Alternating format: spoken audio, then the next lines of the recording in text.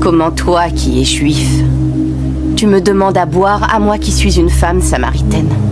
Les Juifs n'ont pas de relation avec les Samaritains.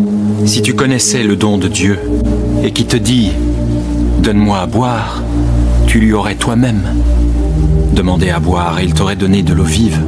Tu n'as rien pour puiser et le puits est profond.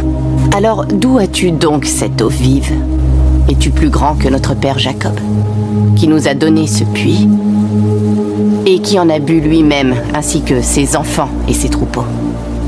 Quiconque boit de cette eau aura encore soif. Mais celui qui boira de l'eau que je lui donnerai n'aura jamais soif.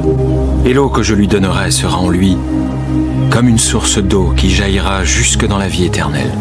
Donne-moi de cette eau, que je n'ai plus soif et que je ne vienne plus puiser. Va, appelle ton mari et reviens. Je n'ai pas de mari.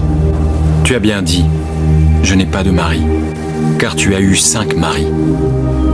Et celui que tu as maintenant n'est pas ton mari. Tu as dit la vérité. Je perçois que tu es prophète. Nos pères ont adoré sur cette montagne. Et vous dites que c'est à Jérusalem que l'on doit adorer Dieu. Femme, crois-moi, l'heure vient où ce ne sera ni sur cette montagne, ni à Jérusalem que vous adorerez le Père. Vous adorez ce que vous ne connaissez pas.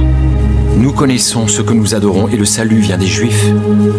Mais l'heure vient, et elle est déjà venue, où les vrais adorateurs adoreront le Père en esprit et en vérité. Car le Père recherche ses adorateurs. Dieu est esprit. Et il faut que ses adorateurs l'adorent en esprit et en vérité. Je sais que le Messie doit venir. On l'appelle le Christ. Et quand il sera venu, il nous dira toutes choses. Moi qui te parle, je le suis.